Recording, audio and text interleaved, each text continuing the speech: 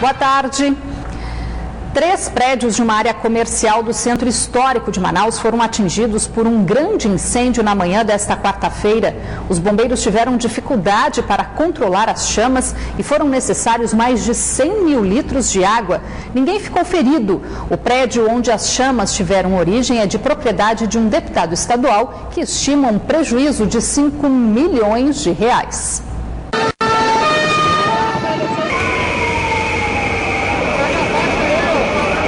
Um incêndio de grandes proporções se alastrou em uma das principais áreas de comércio do centro histórico da capital amazonense. O fogo foi iniciado no depósito dessa distribuidora e logo atingiu outros 2 prédios. Pelo menos 50 homens do Corpo de Bombeiros foram mobilizados para combater as chamas. Houve correria e pessoas passaram mal. Os funcionários das lojas nessa outra rua retiravam as mercadorias às pressas com medo do avanço do fogo. A preocupação também era grande para a família dessa advogada que teve a casa centenária ameaçada. Nós tínhamos um carro que a Associação Comercial tinha designado aí no Palacete Provincial para nos ajudar no caso de incêndios no centro. Esse carro foi retirado há mais de 6 meses dali. A água também é outro problema que acaba. Até eles ajudarem, forem buscar outro carro, é outro tempo que se perde. Essa professora tentava localizar o cunhado, funcionário do estabelecimento que pegou fogo primeiro. Eu já vim, rodei tudinho por ali não achei ninguém. Eu estou vendo por aqui agora, mas também não vejo. De cima dava para ver ainda mais fogo e fumaça. Aos poucos, as chamas eram confinadas. Os bombeiros tiveram dificuldades e precisaram subir no telhado. O incêndio começou por volta de 6h30 da manhã, a partir de um curto-circuito na fiação do ar-condicionado do prédio que servia de depósito. O fogo só foi controlado mais de 3 horas depois e toda a área permaneceu isolada. O depósito é de propriedade da família desse deputado estadual, que estima um prejuízo de 5 milhões de reais. Mas não é o prejuízo que nos deixa triste. O que deixa triste são os nossos funcionários, que pode ficar sem o trabalho deles pelo menos 1 mês ou 2 meses. Mas, graças a Deus, não aconteceu nada com os funcionários, está tudo tranquilo, não aconteceu um arranhão com ninguém. O filho do parlamentar que toma conta do negócio disse que os funcionários ainda tentaram apagar o fogo no começo, mas não teve jeito. Nós corremos, pegamos todos os extintores da loja, dos depósitos, subimos, mas não tinha mais como chegar lá por causa da quintura, a fumaça. Aí nós descemos, chamamos o corpo de bombeiro, demorou meia hora para chegar o corpo de bombeiro e a escada Mageiro demorou mais de 1 hora para chegar. A falta de hidrantes no local agravou a demora no combate às chamas. A gente está sempre deslocando viaturas, elas fazem o combate, elas utilizam a água existente. A Defesa Civil de Manaus vai fazer uma avaliação da estrutura dos 3 prédios atingidos. O risco de desabamento não está descartado. Uma plataforma digital lançada hoje pela Junta Comercial do Amazonas promete agilizar o processo de abertura de novas empresas. Agora o processo pode ser feito todo pela internet. O novo sistema digital vai desburocratizar e agilizar o cadastro de empresas no estado. A nova ferramenta vai fazer a integração de órgãos municipais, estaduais e federais e, com isso, permitir o cruzamento de informações online. A digitalização da Junta Comercial do Amazonas vai gerar dados estaduais para a Rede Nacional de Simplificação do Registro e da Legalização de Empresas. Na prática, o sistema digital da JUSEA vai otimizar o processo de formalização de empresa jurídica. Nós estamos fazendo uma integração desses órgãos através da Rede Sim para que todos possam falar uma linguagem única. E isso dá um avanço muito grande, desburocratiza o que era burocratizado lá na JUSEA. Para a Junta Comercial do Amazonas, a diminuição do prazo para realizar o cadastro não é apenas o único benefício da digitalização da JUSEA. Empresário que vai ter a sua empresa registrada devidamente nos órgãos e vai poder fazer financiamento e vai poder vender para o governo estadual, para o governo municipal e todos nós ganhamos. Apesar da crise econômica este ano, a Junta Comercial do Amazonas registrou um aumento no número de empresas formalizadas no primeiro semestre de 2015. E ao ser assim, as taxas, os emolumentos, aquilo que é cobrado pelos serviços prestados, acontece de forma mais rápida. Por exemplo, a gente aumenta a receita de um lado e facilita a vida daquele que quer empreender do outro. Hoje, 28 prefeituras do Amazonas já integram ao novo sistema. Até novembro, todos os municípios do estado estarão interligados à nova ferramenta. Com dificuldades para aumentar a receita diante de um alto índice de endividamento, a Petrobras autorizou ontem à noite o reajuste no preço da gasolina e do diesel. De hoje para amanhã, o consumidor já vai começar a sentir no bolso. Esta é a terceira vez em 12 meses que o preço dos combustíveis sobe. Tendo em vista que não só o combustível, como tudo no Brasil tem aumentado de forma exorbitante, e os poderes não fazem o suficiente para que isso tudo diminua, vai cada vez mais complicando o orçamento da família brasileira. A Petrobras autorizou ontem à noite as distribuidoras a aumentarem em 6% a gasolina e em 4% o preço do diesel. A gasolina fica em 3,80 e 3,82 e o diesel entre 3,17 e 3,20. É um aumento considerado alto. Em vez dele diminuir o preço da gasolina, ele faz aumentar cada vez mais. Daqui a pouco a mulher tinha dado de ônibus, né? Sai mais barato. O governo justifica que o aumento no preço dos combustíveis é por conta da alta do dólar. Mas, em contrapartida, no comércio internacional, o petróleo está em queda. Ou seja, é contraditório. Mais uma vez, a conta não bate. Na época da eleição, o petróleo estava em alta, mas o governo manteve o preço da gasolina. Por que só agora ele veio reajustar o valor dos combustíveis? É verdade. Cada vez que tem um aumento de produto, esse é o terceiro do ano, a redução no volume de venda cai. Com essa queda, há um prejuízo para todos nós, porque a nossa despesa não cai. Pelo contrário, ela só sobe. É a energia, é o custo de empregado, é o custo operacional, são os impostos estaduais, federais e municipais. Quer dizer, é muito complicado. Diante do endividamento da Petrobras, este aumento representa mais uma conta para o consumidor pagar. Não tem condições de encher mais o tanque. Tá difícil, né? Tá difícil.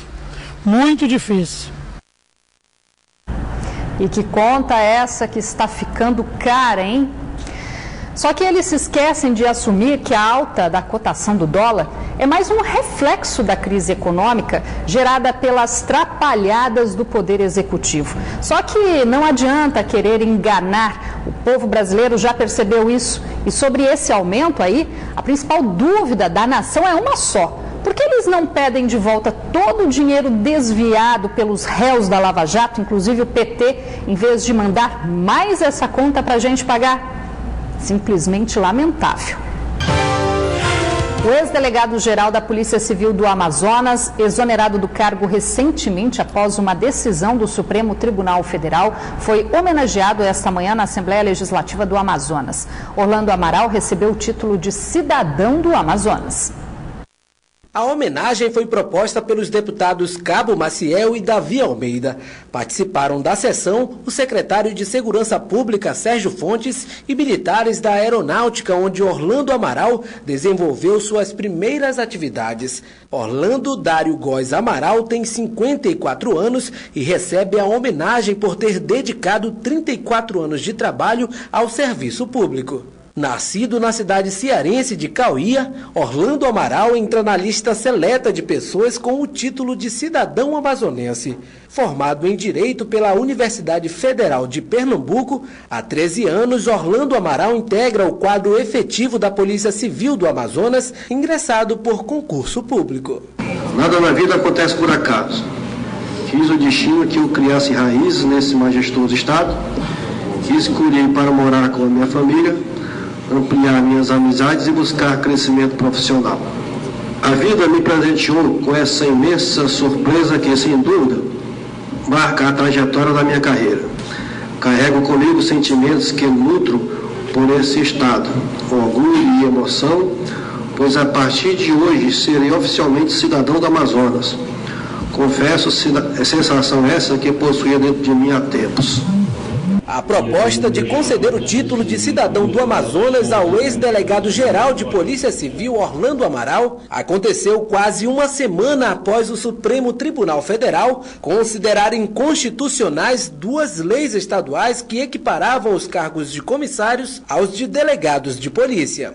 Eu queria dizer que essa homenagem chega num momento mais especial, Cabo Maciel, deputado Davi, um momento em que nós tivemos essa perda pela decisão esse contratempo que não vai chegar a nos abalar enquanto instituição Polícia Civil, mas que nos causa um baque duro. Após a decisão do STF, Orlando Amaral foi nomeado subsecretário adjunto de Segurança Pública do Amazonas.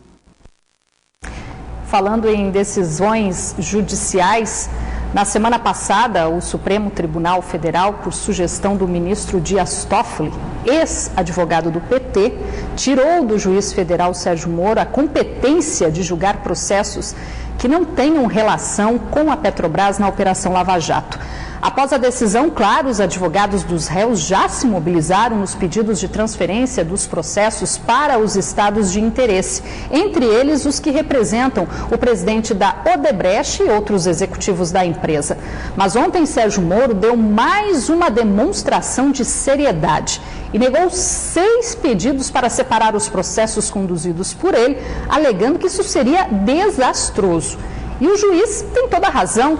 É bom lembrar que, apesar da crise política que está aí, a sociedade ainda tem como referência as autoridades que mostram um trabalho sério nos poderes executivo, legislativo e principalmente no judiciário. A exemplo do que acontece em nossas casas, onde o pai e a mãe são a principal referência para os filhos. Portanto, nossas autoridades não podem deixar transparecer que a lei não vale para quem está no poder, pois o que se tem visto até então é que a impunidade impera nos escalões superiores, deixando margem para a sociedade pensar que a lei não vale para eles também. É preciso muita atenção, pois estamos a um passo de uma desordem social. Vamos voltar para as nossas notícias do Amazonas. Foi apresentado nessa manhã pela Delegacia Especializada em Homicídios e Sequestros o homem preso dentro da UFAM suspeito de assassinar um adolescente a facadas no início deste ano. Leones Raimundo Ribeiro, de 31 anos, foi preso pela Polícia Civil na tarde da última terça-feira no campus da Universidade Federal do Amazonas, localizado no bairro Japim, zona sul da capital, onde trabalhava como auxiliar de serviços gerais. Ele é suspeito de ter matado com 10 facadas Hilbert Kelvison da Silva Pena no dia 15 de março, em uma casa no conjunto Amazonino Mendes, no bairro Novo Aleixo, zona norte da capital. O crime teria sido motivado por disputa de pontos de vendas de drogas. Ele não ofereceu nenhum tipo de resistência, confessou realmente o fato, nos deu inclusive a motivação, entendeu? Contou como foi a ação, de modo que a gente dá esse caso por encerrado com a prisão de todos os envolvidos no crime. 240 quilos de droga entre cocaína e maconha do tipo skunk foram apreendidos na madrugada de hoje pela Polícia Federal do Amazonas. Parte do entorpecente estava em uma casa na zona norte de Manaus e o restante em um sítio na rodovia Manuel Urbano, próximo a Manacapuru. Nesses locais, os policiais ainda apreenderam 4 armas, entre elas uma submetralhadora, além de R$50 mil em dinheiro. 3 homens foram presos, um deles colombiano, que, segundo a Polícia Federal, controlava uma rede de transporte e distribuição de drogas da fronteira para Manaus. Os acusados foram indiciados por porte ilegal de arma e tráfico internacional de drogas e foram encaminhados à cadeia pública. Agora é hora de conferir a previsão do tempo para esta quinta-feira. Os detalhes no mapa.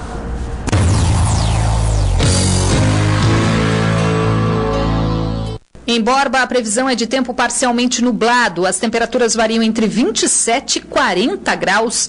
No município de Parintins, a quinta-feira será ensolarada. As temperaturas variam entre 27 e 38 graus. Em Manaus, a previsão é de muitas nuvens, mínima de 28 e a máxima pode chegar aos 38 graus. Nas últimas semanas, os níveis dos rios da bacia amazônica começaram a secar com mais intensidade. Depois de sofrer com uma cheia de grandes proporções, agora a população do estado começa a enfrentar os desafios da vazante, que também influencia a navegação e o meio ambiente. Onde antes havia muita água, agora resta um pequeno córrego. Influenciados pelo calor e pela baixa quantidade de chuvas na região, os rios da Amazônia estão secando. Porque apesar de termos um grande volume de água doce, corremos o risco também de termos que ficar racionado o uso da nossa água. De ontem para hoje, o nível do Rio Negro, que banha Manaus, baixou 22 centímetros. Só no mês de setembro são 3,71 metros a menos no nível de água nessa imensidão de rio. O mês de setembro é o mês normalmente que mais o rio baixa. Já tivemos anos aí que o mês de setembro baixou 6 metros durante o mês. A vazante ocorre todos os anos entre os meses de julho e novembro, mas em 2015, devido ao fenômeno El Ninho, o nível de descida dos rios está acentuado. Nas margens dos braços de rio que cortam a cidade, uma grande quantidade de lixo é revelada. Problemas para quem mora por aqui. Quando seca, é rato, aparece tudo quanto é de bicho. Sabe, o lixaral fica. É horrível, né? É cachorro, é tudo que o pessoal joga dentro d'água aí. É uma castigo horrível. Em Anamã, município do interior do Amazonas, que ficou 100% alagado durante a cheia, os problemas agora são outros. Os moradores evitam usar a água das torneiras porque o líquido está com forte cheiro de ferrugem. Para conseguir água potável, é preciso pegar um barco e sair da cidade. Um balde de água tá caro, água mineral. Aí pode inventar dinheiro, né? Mas a vazante ainda gera outros transtornos. Nos rios do sul do Amazonas, a navegação já está comprometida. No Rio Madeira, uma das principais vias de escoamento de produtos aqui da região, as embarcações estão proibidas de continuar a viagem durante a noite para evitar acidentes. Preciso cuidar no Rio Madeira, o seu nível está muito baixo para o período, e isso provoca o aparecimento de bancos de areia e afloramentos rochosos, os pedrais. O período significa mais tempo de viagem e menos lucros para quem vive do transporte. Quando o rio está cheio faz em 3 dias, agora quando ele está seco é 6 dias subindo madeira. Mais cara, gasta mais combustível, gasta mais alimentos, passageiros, tudo sai mais caro.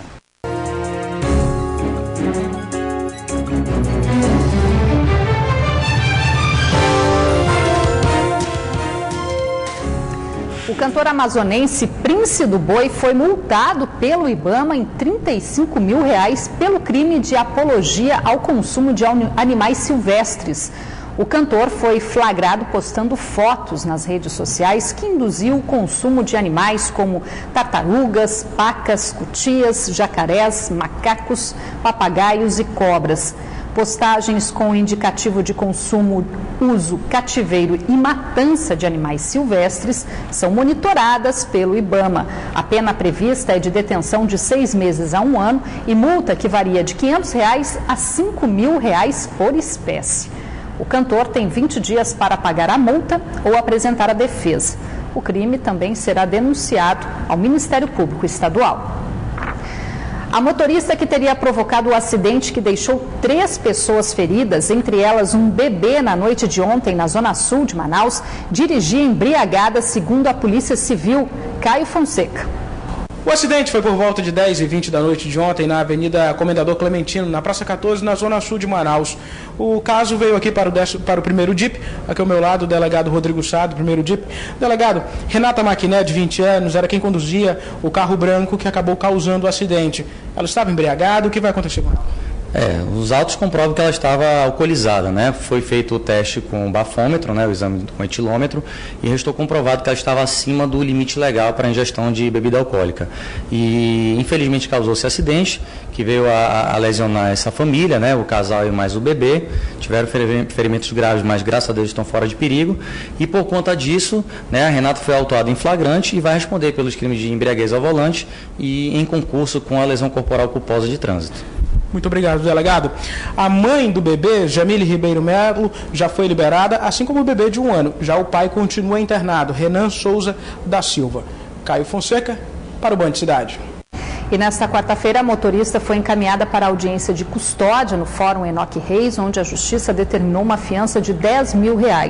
Após o pagamento, a motorista foi liberada e amanhã deve comparecer à vara especializada em crimes de trânsito. Na Semana do Idoso, uma novidade tecnológica para auxiliar na rotina de trabalho de quem cuida de uma pessoa idosa foi lançada na manhã de hoje no Centro de Convivência do Idoso, na zona centro-oeste da capital. É um aplicativo de celular que permite monitorar as atividades do idoso, agendar consultas médicas e também controlar os horários dos medicamentos. Segundo o Instituto Brasileiro de Geografia e Estatística, o IBGE, a população idosa no Brasil soma atualmente 26 milhões de pessoas. Isso representa quase 1/3 da população brasileira. E é para atender essa fatia da sociedade que surge o aplicativo Senhores, disponível para o sistema Android. O aplicativo, que levou 8 meses para ficar pronto, permite desde o agendamento de consultas ao rastreamento da localização do idoso. O aplicativo também envia notificações ao familiar do idoso sobre consultas, medicamentos e atividades pré-estabelecidas. Vai soar um alarme na hora desse medicamento, ele vai controlar também o tempo daquele uso do medicamento e também os cuidadores ou os filhos dos idosos, eles podem também estar fazendo esse gerenciamento. Com o aplicativo também é possível fazer o monitoramento do idoso em módulo web, conectando os dispositivos à rede. Isso significa que mais de uma pessoa pode fazer o monitoramento do idoso ao mesmo tempo e gerenciar suas atividades. O diferencial nosso é exatamente essa parte de gerenciar, porque só ter as informações não nos adianta. O importante é eu ter alguma atitude referente àquelas ações que estão ocorrendo com o idoso. O aplicativo inteligente também é capaz de detectar o possível acidente doméstico com o idoso e facilmente acionar o serviço de emergência. Porque hoje nós temos alguns aplicativos, só que o cuidador ficou um pouco esquecido. E nós queremos trazer exatamente essa tranquilidade, né, e essa segurança para os idosos. Alguns idosos já tiveram contato com a nova ferramenta. Esta aposentada gostou da novidade. Eu uso medicações, né? Então eu colocava pelo despertador do relógio. Eu colocava os dias, os horários e a medicação que eu tinha que tomar. Então agora com esse aplicativo vai ficar bem mais fácil. O aplicativo já havia sido apresentado em um evento de tecnologia da informação realizado este mês no Rio de Janeiro. Vem aí o Jornal da Band. Boa noite.